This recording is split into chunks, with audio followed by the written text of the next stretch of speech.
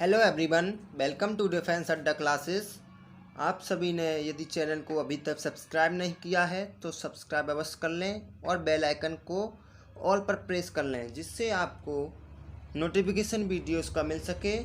Video को पूरा देखें, बहुत ही इम्पोर्टेंट क्वेश्चंस हैं जो कि एसएचएम के ज़्यादातर एग्ज़ाम में आते ही हैं। सो पहला प्रश्न है, एक कण एक्स वाई तल में x equal to a sine omega t तथा y equal to a cos omega t के नियमानुसार गतिमान है। कण का पथ होगा दीर्घवृत्तीय, वृत्तीय, परवलयाकार, x तथा y एक्सिस से समान झुकाव पर सरल रेखिक। तो देखिए इसको कैसे करेंगे। एक्स वाई तल में x equal to a sine omega t and y equal to a cos omega t, अर्थात x upon a equal to sine omega t and y upon a equal to cos omega t हो जाएगा। दोनों समीकरणों को हम square करके जोड़ देंगे तो x square upon a square plus y square upon a square equal to sine square omega t plus cos square omega t equal to 1 हो जाएगा।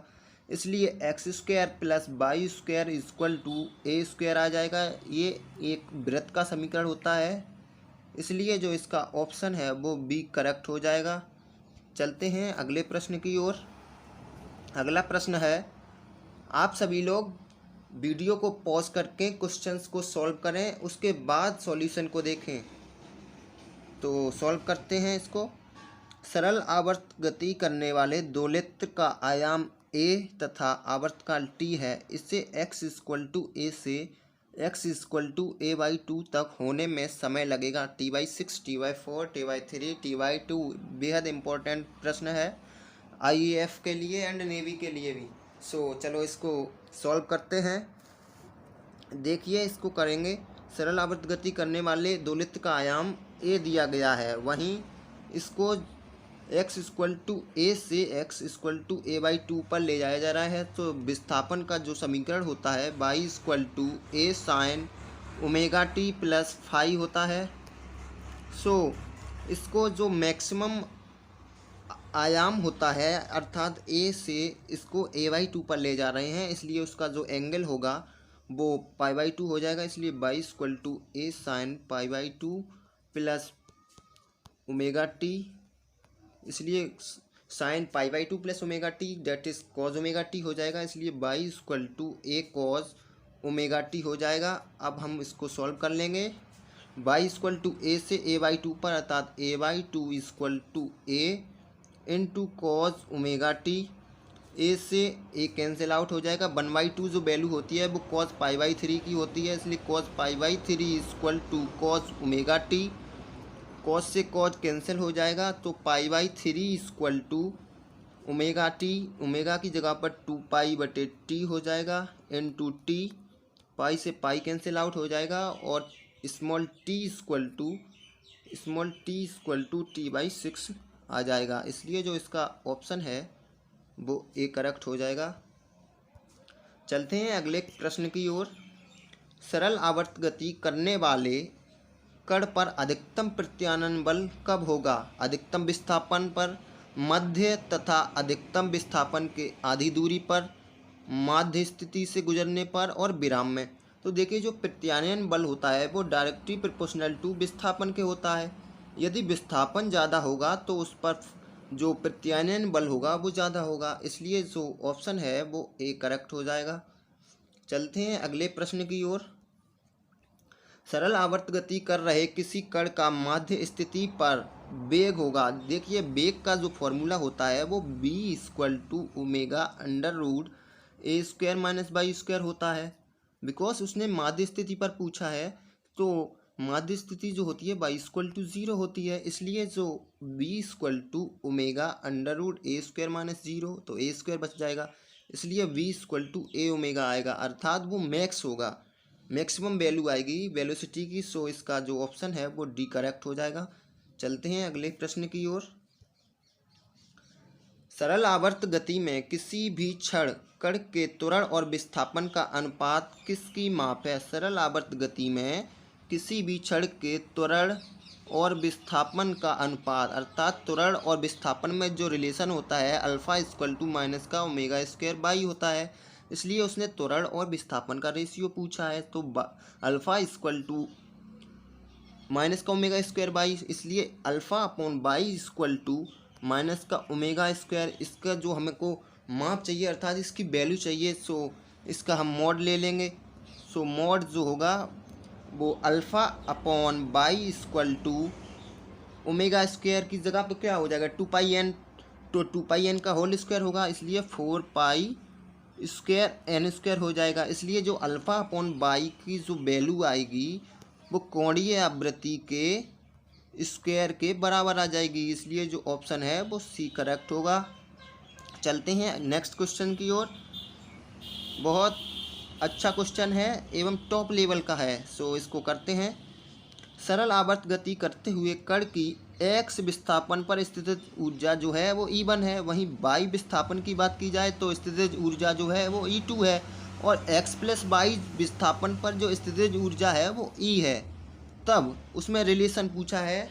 सो देखिए जो स्थितिज ऊर्जा होती है वो E इक्वल टू हाफ के एक्स स्क्वायर होती है। सो x पर जो गतिज वो स्थितिज ऊर्जा है वो E1 है। सो x की जो वैल्यू निकालेंगे तो 2E1 अपॉन के और स्क्वायर की जगह हटाएंगे तो अंडर रूट लग जाएगा। इसी प्रकार से y की वैल्यू आ जाएगी 2E2 अपॉन के अंडर रूट के अंदर। इसी प्रकार से यदि हम इसकी बात करें x प्लस वाई विस्थापन पर इसकी स्थितिज ऊर्जा की, तो E इक्वल टू हाफ के x की जगह क्या है x प्लस वाई का होल स्क्वायर।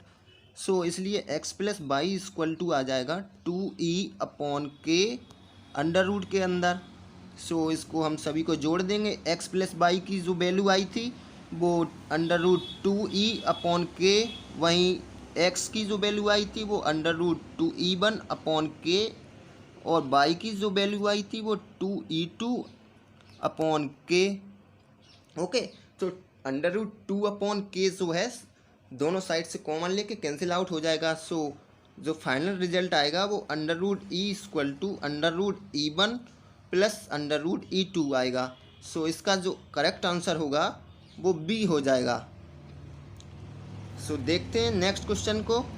सरल आवर्त गति कर रहे किसी कण का माध्य स्थिति पर त्वरण पूछा है। माध्य स्थिति अर्थात y इक्वल टू 0, माध्य स्थिति y इक्वल टू 0।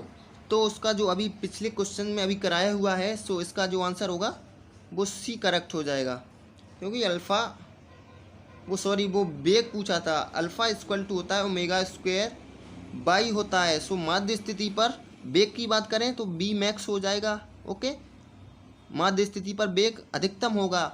वहीं त्वरण की बात की जाए तो त्वरण माध्य स्थिति पर क्या हो जाएगा 0 हो जाएगा, इसलिए इसका जो ऑप्शन है वो डी करेक्ट हो जाएगा। चलते हैं नेक्स्ट क्वेश्चन की ओर। सरल आवर्त गति करते हुए कण की माध्य स्थिति से x दूरी पर पोटेंशियल एनर्जी क्या होगी। पोटेंशियल एनर्जी जो होती है वो half m omega square x square होती है। सो इसका जो करेक्ट आंसर होगा वो ए हो जाएगा। अगला प्रश्न है बेहद मज़ेदार और अच्छा प्रश्न है और इम्पोर्टेंट भी है। इस टाइप के प्रश्न एयरफोर्स में अक्सर पूछे जाते हैं। तो देखिए, यदि बालक चित्रानुसार झूले में बैठकर व खड़े होकर, पहली कंडीशन में जो बालक है वो बैठा हुआ है, वहीं दूसरी जो कंडीशन है उसमें बालक खड़ा हुआ है, तो उनके दोलन काल में संबंध अर्थात टाइम पीरियड में रिलेशन पूछा गया है।